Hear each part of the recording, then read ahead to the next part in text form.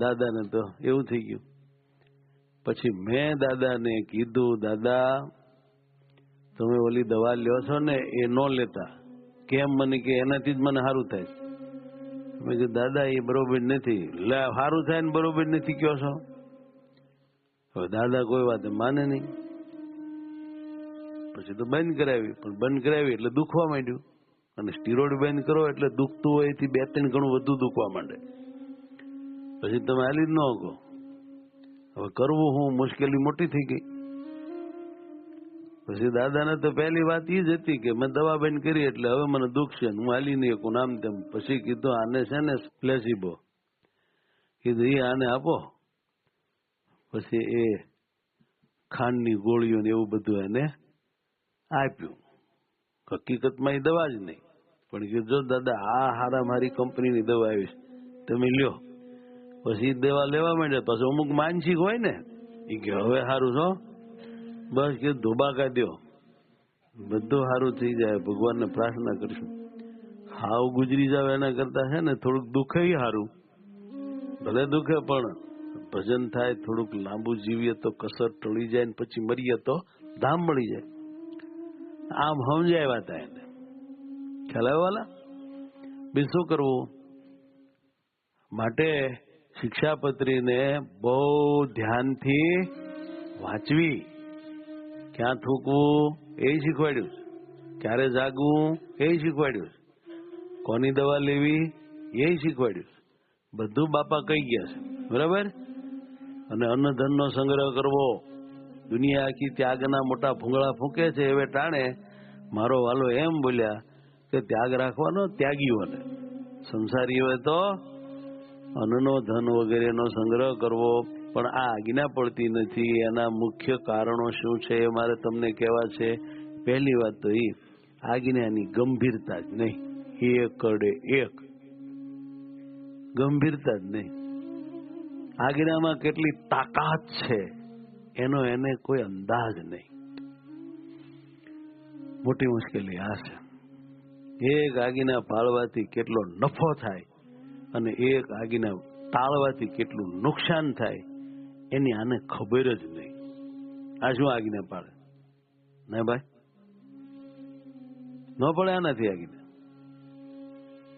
આ એક બહુ મોટું કારણ છે આજ્ઞા નહીં પાળવાનું.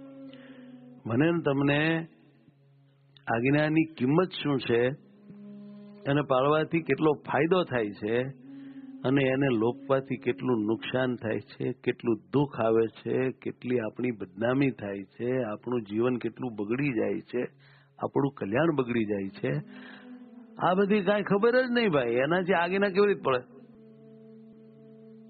બરોબર છે ને? કારણ બીજું, આશરાનું અવળું બળ. ભગવાનનો આશરો છે ને એનું કેટલાકને ખોટું બળ લેવાઈ જાય છે. એ ભગવાન મળ્યા છે એમાં હું ને આવે થોડુંક પાપ થઈ ગયું તો સ્વામિનારાયણ કહેશું તો બળી જાય. બોલો લ્યો. આશરાનું બળ, મહાત્મ્યનું બળ, આત્મજ્ઞાનનું બળ, ભક્તિનું બળ, આ બધા બળ છે ને એના સ્પેશિયલ ફળ છે. ભગવાનની આજ્ઞા લોપવી એ એનું ફળ નથી. આ મેં ગણાવી 4 વસ્તુ: આશરો, મહાત્મ્ય, આત્મજ્ઞાન અને ભક્તિ. આપણામાં એ હોય એને લઈને ક્યારેક આપણે ભગવાનની આજ્ઞાને નજરઅંદાજ કરીએ છીએ ખોટા જોરમાં. મહારાજે વચનાવૃતમાં ઘણી જગ્યાએ સમજાવ્યું કે ભાઈ ધર્મની રક્ષા કરજો, રક્ષાયેલો ધર્મ તમારી રક્ષા કરશે. મહેરબાની કરીને કોઈ આશરાની ઓથે ધર્મ લોપતા નહીં.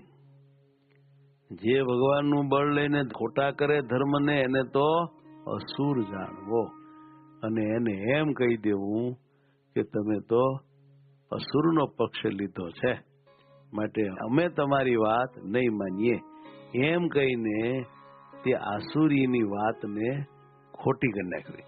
પ્રથમનું 77. ભવ ભગવાને જોર મારીને કીધું. આજકાલ સંપ્રદાયમાં જે આશ્રિતો છે એમાં આ દૂષણ બહુ ઝાઝુ પ્રવર્તી ગયેલું છે. કયું દૂષણ? આશરાના બળે, મહાત્મ્યના બળે, કે આત્મજ્ઞાનના બળે, કે ભક્તિના બળે પરમાત્માની આજ્ઞા લોપવાનું દૂષણ. મેં તો બહુ લોકોમાં જોયું છે, ત્યાગીઓમાં પણ, ગ્રહસ્થમાં પણ આ દૂષણ જોયું છે. જાણો,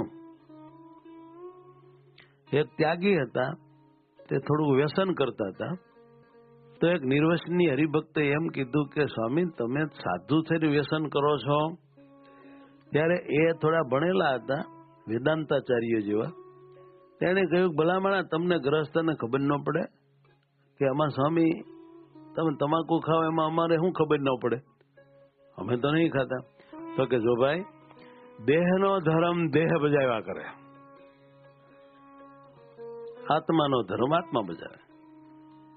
આ બધા દેહના ધર્મ છે. ઘણા નાય નહીં, ધોવે નહીં, વ્યસન કરે અને એમ માને કે બધું દેહ ભેળું, દેહમાં ભાઈ બધું બળી જવાનું. આપણે તો આત્મા છીએ, બસ ભગવાનનું સ્મરણ કરીએ. હવે આમ આત્મરૂપ થઈને ધર્મ લો પહેલે બોલો, આ કઈ ઠીક ન કહેવાય. માટે વાલા ભક્તો, આજ્ઞા નથી પડતી એનું બહુ મોટું કારણ છે ભગવાનનું બળ. ભગવાનનું બળ ભગવાનના વચન પાળવા માટે લેવાનું છે. ભગવાનનું બળ ભગવાનના વચન લોપવા માટે નથી લેવાનું. ખ્યાલ આવ્યો તમને? એના માટેનું હમણાં તાજું બની ગયેલું દ્રષ્ટાંત ખબર છે? અમે લોજમાં કથા કરવા ગયા હતા. લોજમાં એક બહુ સારા સંત ચૈતન્યાનંદ સ્વામી, રવિકાંતાબા, એ બેની હયાતીમાં મારે એમને રાજી કરવાનો ભાવ હતો, એટલે એમનો બહુ આગ્રહ હતો, એટલે હું એક પાટોત્સવમાં 5 દિવસ વનવિચરણની કથા કરવા ગયેલો. ત્યારે એક બાજુના ગામના, આપણે હવે ગામ નામ દેવું નથી, બાઇકમાં છે બેહીને 2 જણા આવ્યા અને હેલ્મેટ તો પહેરેલો નહીં. એ પુરાતન સ્વામી મળી ગયા. એટલે હેલ્મેટ પહેરીને આવ્યા છો? તો કે ના. તો કે આપણને ગુરુજીએ નથી કીધું કે હેલ્મેટ પહેરવાનો? ભલામણા. તો કે હવે અહીં ક્યાં આગું હતું? તો કેટલું આગું થાય તમારું ગામ? તો કે 60 કિલોમીટર. તો કે નજીક કહેવાય, ગામનું પાદર થોડું છે. હેલ્મેટ પહેરીને આવતા હો. સાધુ તો કે આપણી માં છે, સમજા? સાચી વાત કરે. કાલ નહોતું એવું કે ભાઈ સંત મિત્ર માત, એવું કઈક આવ્યું તાર કે. પણ હવે અમે તો એમના આવ્યા હેલ્મેટ પહેર્યા વગેરે. ત્યારે સાધુએ એમ કહ્યું કે કઈક એક્સિડન્ટ થયું હોત તો?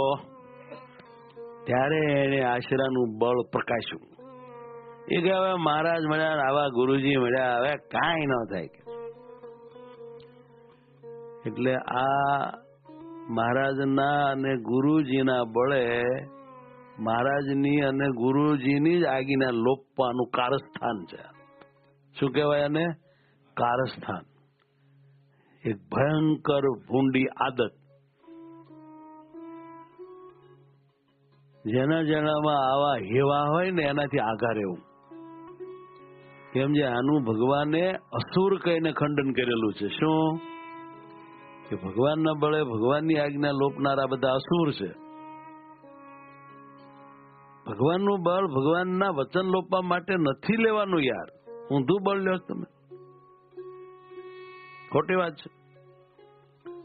માટે જે લોકો આ 4 ને કારણે ભગવાનની આજ્ઞા લોપતા હોય, આશરાને બળે, મહાત્મ્યને બળે.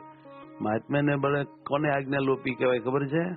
કે થોડું ઘણું પાપ થઈ ગયું, તેમાં શું સ્વામિનારાયણ બોલશું ને ત્યાં બધા પાપ બળી જાય.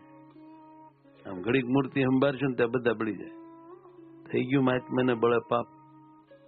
આત્મજ્ઞાનને બળે કઈ વાત મેં કરી નહીં કે દેહના ધર્મ દેહ બજાવે, આત્મા લે. એ દેહનો ધર્મ તે હું દારૂ પીવાનો છે? અને ભક્તિને બળે હું કે ભાઈ મને તો આટલો ભગવાનનો પ્રેમ છે જ, તે મને કાંઈ આમ બીજું થાય નહીં, હો મારું કલ્યાણ થાય જ એમ માનીને બિચારા લોપે તો નડે સાહેબ. હવે ત્રીજું કારણ કે ઘણાના ઘર નાના હોય, સંગ્રહ માટે એટલી વ્યવસ્થા અને જગ્યાનો અભાવ હોય, એક લાચારી થઈ ગઈ, એને લઈને આગના લોપાય છે કે ભાઈ રાખવું ક્યાં? 10 બાય 10 રૂમમાં 2-3 જણા રહેતા હોય, એક ખૂણામાં ચૂલો હોય, એક ખૂણામાં ડામસ્યો હોય, એક ખૂણામાં બાથરૂમ હોય, આમાં ક્યાં બિચારા હાચવે? એટલે લોપાય છે આગળ. નંબર 4, નોકરીમાં મહિને પગાર મળતો હોવાથી એક સાથે સંગ્રહ કરવા માટે એટલું ધન એની પાસે ન હોય, સગવડતા ન હોય, પૈસાના અભાવે બિચારા સંગ્રહ ન કરી શકે. નાના અમુક ગરીબ માણસો બિચારા રોજનું